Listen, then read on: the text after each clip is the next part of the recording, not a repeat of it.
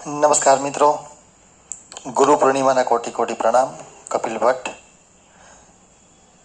ગુજરાત, અમદાવાદથી. આજનો દિવસ સદગુરુના ચરણોમાં અર્પણ હોય છે. ગુરુ કૃપા હી કેવલમ. આ સચરાચર વિશ્વની અંદર તમામ દેવતાઓ, તમામ શક્તિઓ ક્યાંક ને ક્યાંક કાંઈ ને કાંઈ અંશે શીખ્યા હશે કે એમને મળ્યું હશે. તો ગુરુ બિન જ્ઞાન કહા સે પાઉં. ગુરુ વગર તો જ્ઞાન શક્ય જ નથી. તો ગુરુ સદગુરુની અંદર ફેર હોય છે. સદગુરુ તમને ગોતી લે, અને જો ગુરુ નથી મળ્યા તો ગુરુ ગોતવા જ જોઈએ. પણ એના માટે શું? તો કે અંદરથી ખાલી થઈ જાઓ એટલે સદગુરુ મળી જશે. કારણ કે સદગુરુના ધ્યાનમાં તમે છો જ. કારણ કે એ ગુરુ શિષ્ય પરંપરા હોય છે. ગુરુ છે એ ઉધ્વ જીવનનું પ્રેરક બળ છે.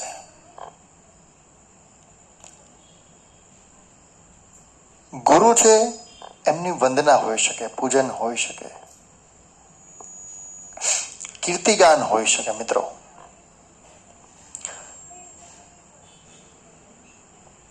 ગુરુ એટલે પ્રેરણા મૂર્તિ. ગુરુ એટલે સાચો અનુભવ, સાચો ઉપદેશ દેનાર. ગુરુ એટલે સચરિત્ર મૂર્તિમાન સ્વરૂપ,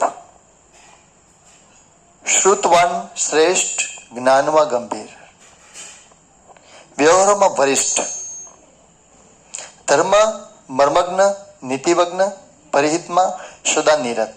ગુરુ એટલે ભગવાનનું સુખ જીવોને આપવા અવિરત વિચરણ કરનાર, દેહાતીત ભગવાનનું સ્થિત પ્રજ્ઞ સ્વરૂપ એટલે ગુરુ. આદિ શંકરાચાર્ય ગુરુ મહિમાના ચરમ સીમા રૂપે 8 શ્લોક કીધા છે.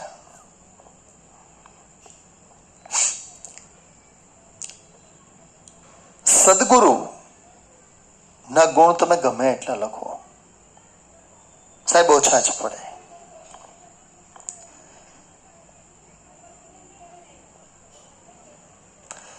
તમારી પાસે બધું જ હોય, સુખ હોય, સંપન્ન હો, સમૃદ્ધ હો, બુદ્ધિવાન હો, જ્ઞાનવાન હો, તમે એવું માનતા હોય કે તમારાથી આગળ કોઈ કાંઈ વિચારી જ નથી શકતું, અને તમે જો બધું જ સિદ્ધ કર્યું હોય, પરંતુ સાચા ગુરુ ચરણમાં મન સમર્પિત કર્યું ના હોય. બહુ સમજજો મિત્રો, આ બહુ ગુઢ વાત થઈ ગઈ કે સાચા ગુરુના ચરણમાં મન સમર્પિત ના કર્યું હોય તો તમે કશું જ નથી કર્યું.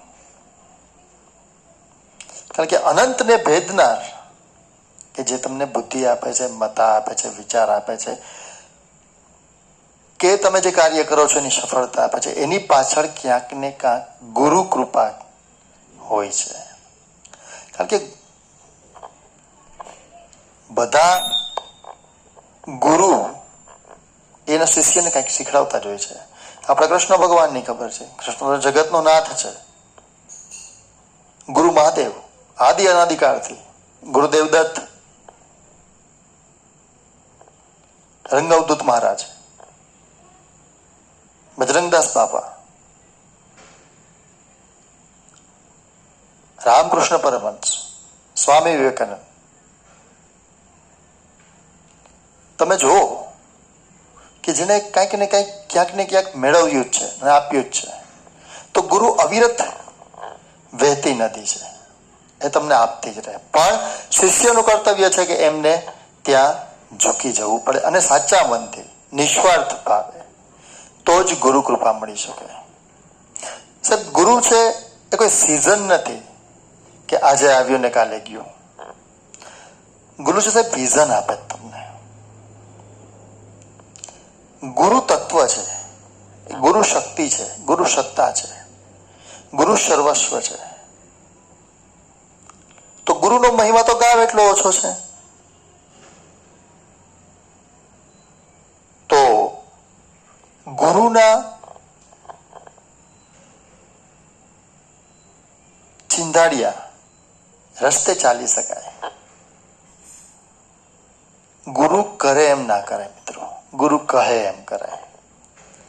કારણ કે રજનીશ એવું કહેતા કે એક સમય એવો આવે કે ગુરુની પણ આંગળી છોડી દેવી પડે અને તમે તત્વની સાથે જોડાઈ જાઓ. કારણ કે તત્વ હારે જોડાવ તો તમને ગુરુ શક્તિનો પ્રખર જે પ્રવાહ છે, જે બ્રહ્માંડમાંથી આવે છે, એ તમને ક્યાંક ને ક્યાંક ખ્યાલ આવે કે ગુરુ કૃપા કોને કહેવાય.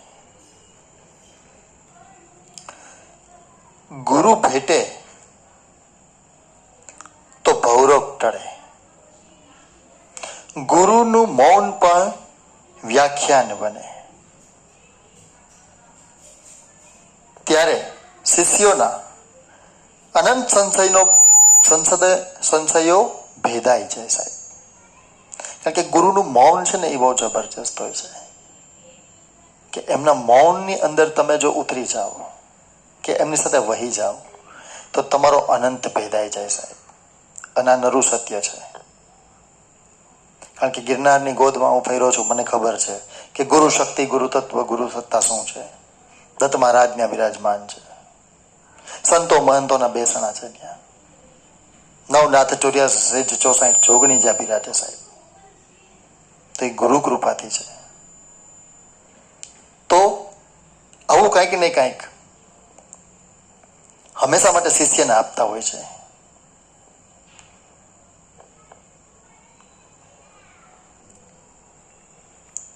ગુરુ પૂર્ણિમાના દિવસે ગુરુ આશ્રમ જવું કે ગુરુ પૂજન કરવું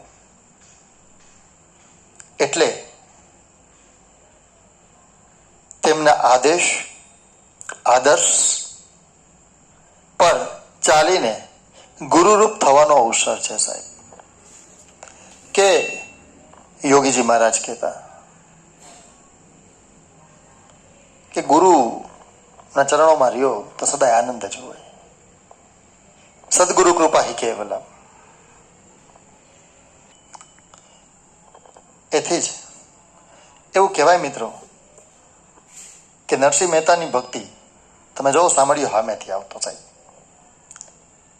જગતનો નાથ એના કામ કરવા માટે આવતો, પણ એ ભક્તિ સમર્પણ હતું જેમાં કોઈ કૂટ, નીતિ, કપટ કે મનનો મેલ કશું જ નહીં મિત્રો. તો ગુરુ ભક્તિ છે, ગુરુ સત્તા છે, ગુરુ તત્વ છે, એને પામવાનો દિવસ એટલે ગુરુ પૂર્ણિમા. કારણ કે ગુરુ તો પૂર્ણિમાનો ચાંદ છે મિત્રો. કેમ કે ગુરુ છે એ આપણી અંદર પોઝિટિવ ઉર્જા, પોઝિટિવ શક્તિ, પોઝિટિવ જ્ઞાનનો સંચાર કરે છે. કારણ કે સૂર્યનું તેજ જો સીધું તમારી સામે આવે તો તમે એને ના જીરવી શકો, આપણે બળી જઈએ. પણ ગુરુ એ સૂર્યના તેજને ચંદ્રની જેમ ઠંડો પાડી અને જરૂરત મુજબ ધીમે ધીમે ધીમે ધીમે તમારી અંદર ઉતારે છે અને તમને તેજોમય, જ્ઞાનમય, કીર્તિમય અને છેવટે એમ કહી શકાય કે ગુરુ તત્વની અંદર સમાવાની શક્તિ બનાવી દે છે સાહેબ. એટલે સદગુરુને હંમેશા ઝૂકો તો માત્ર શરીરથી કે માથું નમાવીને નહીં, પણ સાચા હૃદયથી ઝૂકો. ગુરુદેવ દત્તને 24 ગુરુ હતા. ગાંધીજીએ ઘણા લોકો પાસેથી શીખાયું, કોઈને ગુરુ નહોતા બનાવ્યા, પણ એમણે ગીતામાંથી, કુરાનમાંથી અને અનેક ધર્મ પુસ્તકોમાંથી ઘણું શીખ્યું હતું. તો સ્વયંની સાથે જોડી દે અને તારી દે સાહેબ એ ગુરુ કૃપા.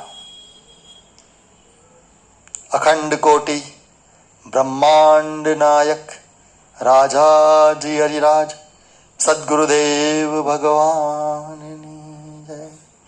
સર્વને જય ગુરુદેવ.